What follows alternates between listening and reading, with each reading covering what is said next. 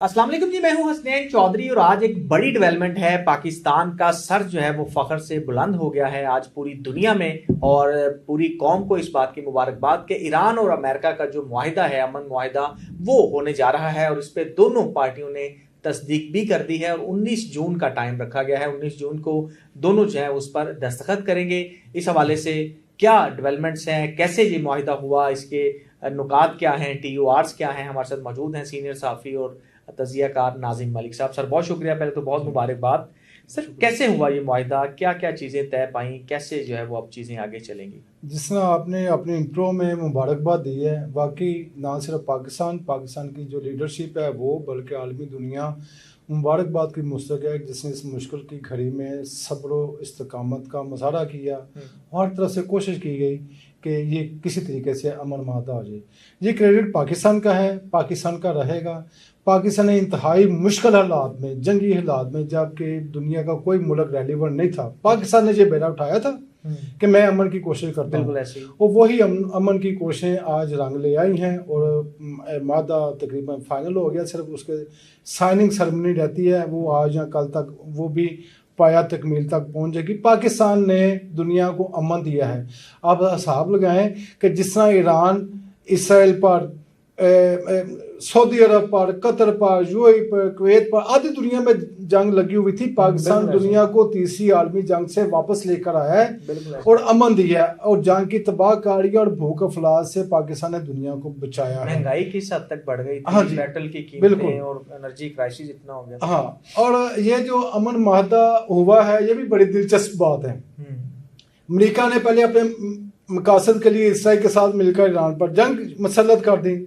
जब जंग से वो नहीं बन सका तो आर्जी तौर पर जंग बंदी की गई। इस दौरान फिर दूसरे मरले पे अमेरिका ने धमकियां देना शुरू कर दी, एक दो दफ़ा शुरुलिया भी चलाई। जब वो धमकियों से भी काम ना बन सका, ईरान ना माना, फिर उसने सिफारिशें करनी शुरू कर दी दुनिया के मालिक से ईरान को। जब सिफारिशों से भी नाकाम बन सका तो मिन्नत तरलों पे आ गया ट्रंप कि मुझे खुदा के वास्ते मेरे साथ कर लो। जब मिन्नत तरलों से भी नाकाम बन सका तो लिटरली ट्रंप को ईरान के पाँव में पड़ना पड़ा है। अच्छा, फिर जाकर ये अमन मादा हुआ है। ये इतनी आसानी से नहीं हुआ। ईरानी कौम ने साबित कर दिया है, बल्कि दुश्मन अपने मुंह से बोले, ट्रंप अपने मुंह से बोल रहा था कि ये बहुत मंतकी किस्म की बड़ी रियलिस्टिक लीडरशिप है ईरान की, जिसने ना को चने चबवा दिए अमेरिका को। तो ये पाकिस्तान की, दुनिया की सबकी कामयाबी है और ये क्रेडिट कभी भी पाकिस्तान से नहीं लिया जा सकेगा। दूसरी तरफ मैं आपको कहूँ कि इस डील का जो बड़ा हिस्सा है पाकिस्तान ने, सारी बात है, वो सारा किया था। बिल्कुल। और इसके जो डील के जो गारंटर हैं मैं आपको बता दूं। अब बोलते मैं पहले आपको ये बताऊं कि इस डील के दो हिस्से हैं। अच्छा, दो हिस्से हैं। हाँ, ओके। और दोनों तहरीरी हैं। एक डील का हिस्सा पब्लिक किया जाएगा, ठीक है, पब्लिक को दिया जाएगा, और दूसरा जो डील का हिस्सा वो हमेशा ऑफ द रिकॉर्ड रहेगा। ओके, जिससे लिफाफा बंद नहीं होता, वो हमेशा लिफाफा बंद रहेगा। और जो इसके गारंटर हैं वो चीन, रशिया, पाकिस्तान, सऊदी अरब, कतर और तुर्की है।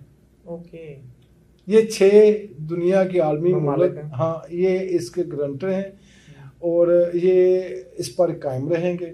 अच्छा, असल जो था इसके अंदर जो मुतालबात थे ईरान के, मतलब कि हमारे एसेट्स फ्रीज किए जाएं, और दूसरी तरफ अमेरिका का बड़ा मुतालबा था यूरेनियम के हवाले से कि उसको जो है वो हमें दिया जाए, तो इन पे क्या बना? हाँ, मैं वही बात कर रहा था कि इस डील का जो मेन हिस्सा था, मेन किरदार था, इवन जो एक मसवदा तैयार हुआ था वो पाकिस्तान ने किया। पाकिस्तान के ज़रिए वो सारी सफारतकारी हुई। आखिर में जाके कतर इस मरहले में शामिल हुआ।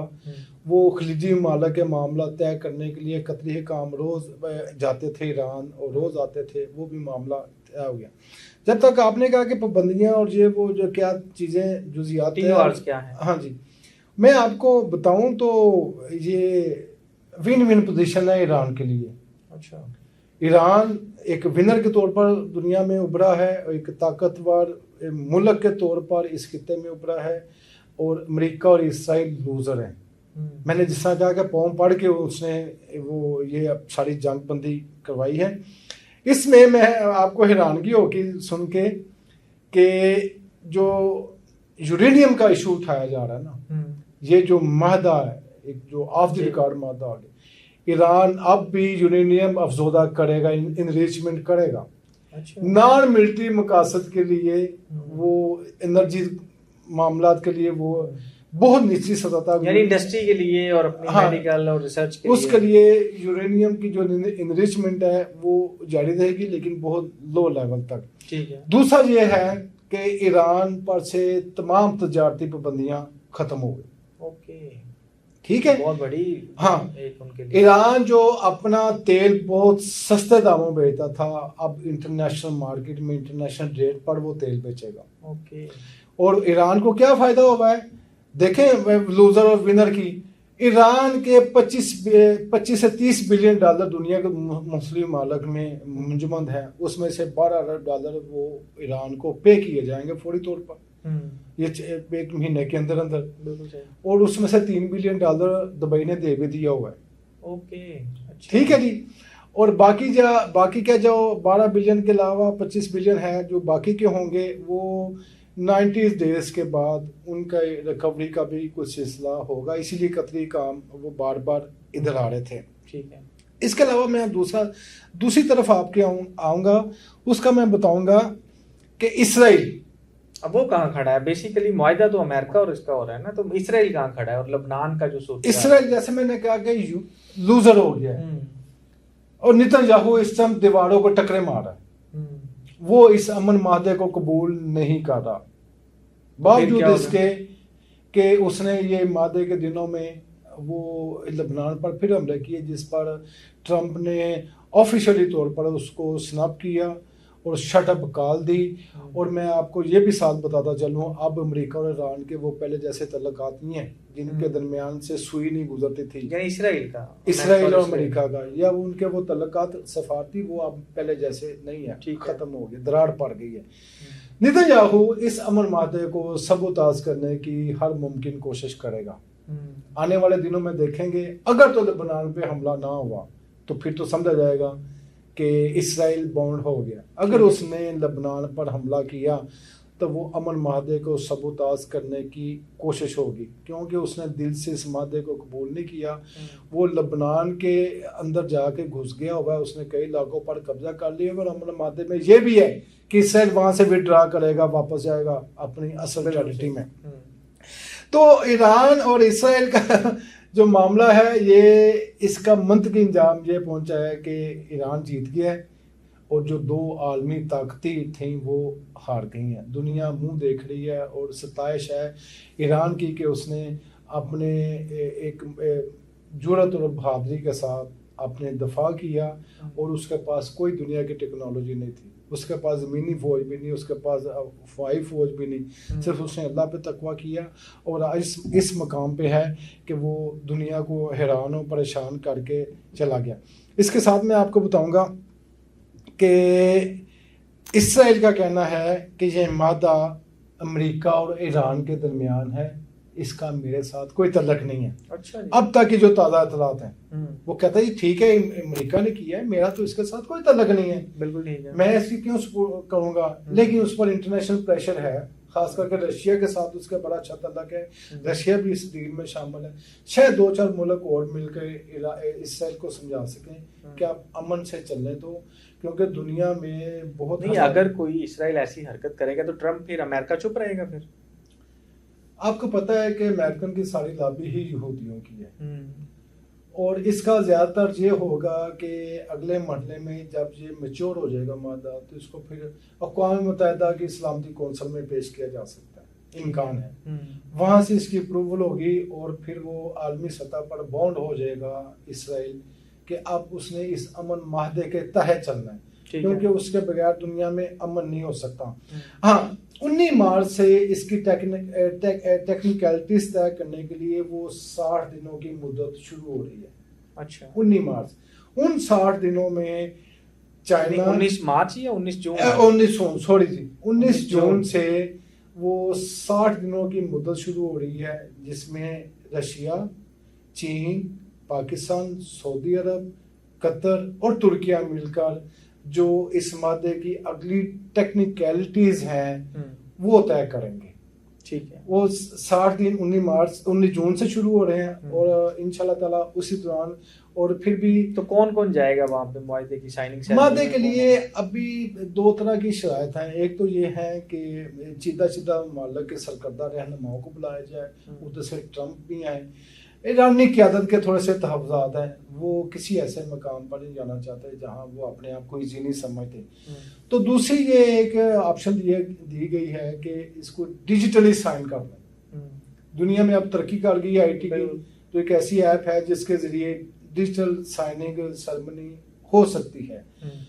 ट्रंप तो आ सकता है, पाकिस्तान भी जा सकता है, दूसरे मालिक के भी आ सकते हैं। तो ये वो चीज़ें हैं कि जिनका डिजिटली साइन होने से भी कोई मामला चल सकता है। लेकिन ये पहले भी कई दफा हुआ है ना कि मुआहदा हो गया, मुआहदा रेडी है, लेकिन ट्रंप साहब फिर कोई ऐसा बयान आ जाता है, कोई ऐसी एक्टिविटी हो जाती है। अब तो तय हो गया है। अब तो सिर्फ साइनिंग, वो देखें, ये एक दूसरे को प्रेशराइज करने के लिए ये सफारती टैक्टिक्स होते हैं। ठीक है। उसने जब ये बार्गेनिंग हो रही थी, मादा लिखा जा रहा था, इवन एक दफा तो मादा लिखा भी गया हुआ था, उसने ईरान पर हमला कर दिया था, फिर उसके बाद दोबारा हमला। तो एक दूसरे को प्रेशराइज करने के लिए, प्रेशर के नीचे लाने के लिए कि मैं मार दूंगा, ये ना किया तो वो ना किया। लेकिन ये टैक्टिक्स होते हैं, वो नहीं चल सके। लेकिन ईरान ने अपनी शराइत पर मादा किया है और अपनी शराइत पर ही उसने ये अमन की तरफ बढ़ा है। वो झुका नहीं है, वो बेकार नहीं है, वो अपनी शराइत पे कायम रहा है। और जैसे ही अमन मादे का ऐलान हुआ है तो आलमी सतह पर तेल की कीमतें एकदम से नीचे गिर गई हैं। हाथ जोड़ के पाकिस्तानी हुकाम से दरखास्त है, खुदा के वास्ते 150 रुपया लीटर फौरी तौर पर पेट्रोल सस्ता किया जाए, जो जंग की वजह से बढ़ाया था। ठीक है, अवाम की कमर टूट नहीं चुकी हुई, टूट के झुक गई हुई है। तो इस पेट्रोल की कीमतों की वजह से इतनी महंगाई गुर्बत बेरोजगारी बढ़ गई है कि जिसमें आम इंसान का जीना मुश्किल हो गया हुआ है। इसलिए फौरी तौर पर 150 रुपया लीटर कम किया जाए। अच्छा सर, ये बताइएगा स्टेट ऑफ हुर्मुज़ का क्या स्टेटस होगा, क्योंकि उस पर भी काफी ज्यादा, क्योंकि ब्लॉकेज अब ईरान की तरफ से भी है और अमेरिका की तरफ से भी। अब जब ब्लॉकेज हटेगी तो क्या वो जो टॉल वाला इशू चल रहा था कि टॉल लिया जाएगा, ये क्या होगा फिर? बड़ा अच्छा आपने सवाल किया और बड़ा दिलचस्प इसका जवाब है। अच्छा, जो अमन माहदा तय हुआ है उसमें स्टेट ऑफ हुर्मुज़ पर ईरान का कंट्रोल मंजूर कर लिया गया है, कबूल कर लिया गया है। अच्छा, अब स्टेट ऑफ हुर्मुज़, इसका मतलब है कि हर जो मुतालबा है वो ईरान का ही पूरा ईरान के कबूल हो और तहरीरी मादे में शामिल है कि स्टेट ऑफ हुर्मुज़ का कंट्रोल ईरान के पास रहेगा। ठीक है। अब ईरान और ओमान मिलकर इसको हैंडल करेंगे किस तरह चलना है। जो टूल टैक्स है, वो टूल टैक्स जो खलीजी मालिक है जिनका पेट्रोल निकल के जाता है वो देने के लिए तैयार है। बामी रजामंदी है उस पर अमेरिका को, ट्रंप को कोई इतराज नहीं है। आप देना चाहते हैं आप देते जाएं, बट अब हम तो यही कहेंगे कि वहां पर टूल फ्री है, अब कोई नहीं आना जाना।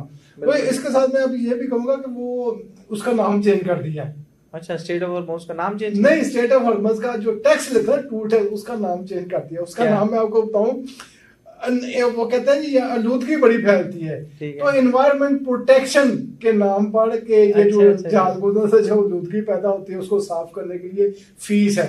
अच्छा, वो इस नाम से फीस लेंगे। ये भी हमारा प्रोग्राम इसको ब्रेक कर रहा है। वो टूल टैक्स का नाम भी चेंज कर दिया, तो फीस के नाम पर सारे पैसे देंगे। एनवायरमेंट फी होगी। हाँ, एनवायरमेंट प्रोटेक्शन फीस होगी कि यह आपकी वजह से यहाँ आलूदगी फैलती है। तो इसका कंट्रोल ईरान के पास है, अंदर से ईरान और बाहर से अमान है, वो इसको कंट्रोल करेंगे। और खलीजी मालिक तैयार हैं इस पर टूल टैक्स देने के लिए। वो अब ईरान डबल ट्रिपल कमाई करेगा, टूल टैक्स से भी करेगा, जो मुजमल असासे हैं वो भी उसको मिल गए हैं। और इसके अलावा पैसों का आना जाना शुरू हो गया, इंटरनेशनल ट्रेडिंग शुरू हो गई है और तजारती पाबंदियां भी उस पर खत्म हो गई। चले sir, thank you so much.